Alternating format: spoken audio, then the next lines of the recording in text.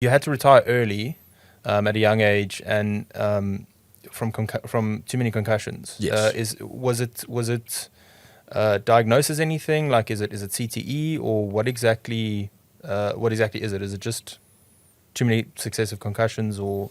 It was I decided to consult a neurologist just because I'd had a lot of concussions, and you obviously just want to make sure that your health is all in check. And so I had sat down with a neuropsychiatrist, neuropsychologist, and just basically she did some tests on me to basically see like where my cognitive level was.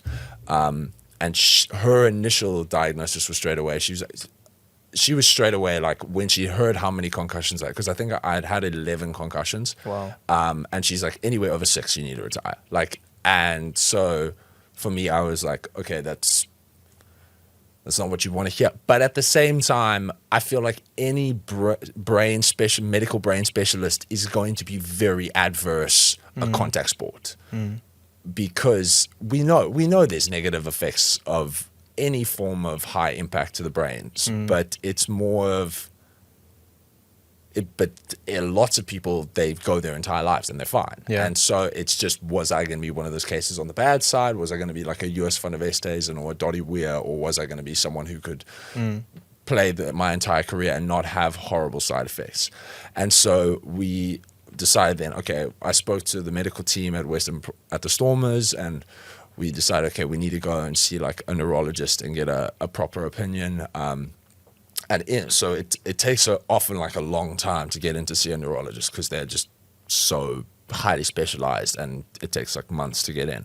But luckily pulled some strings, managed to get like the wait down to 3 weeks. I was going to see a Dr. Gardner in Constantia, and during that time, still playing for the Stormers, all of that. And then we traveled to Ireland and played against Connacht.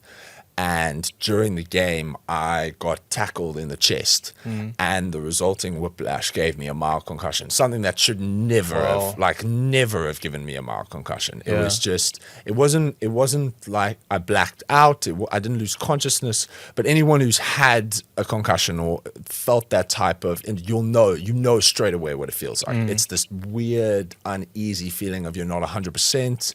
You're just, the edges aren't a little bit sharp, or maybe everything is 0.00 of a second delayed or something. It's just that you don't feel 100%. Something's just off. Something's off, and you can't really put your finger on it. And for me, I was like, this feels like a very mild concussion.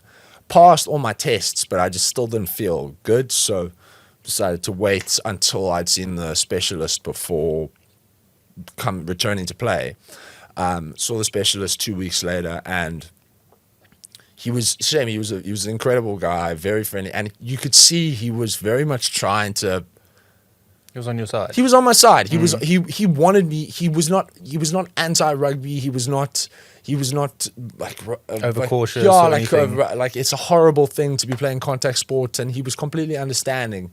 But at the same time, he was saying this doesn't look good. Yeah. And then after about 45 minutes of tests and all of that, I eventually said to him, like, okay, well, we've beaten around the bush. I need point blank, what is your advice? And he said, listen, if you were someone who I cared about, this isn't even a discussion. You're done. And so for me, it was as simple as it needed to be, in the sense of, it was heartbreaking. Hey guys, if you enjoyed that clip, I've got another one for you over here and over here. Please don't forget to subscribe over here, and have a look at my other socials down in the description box below. Thanks for watching.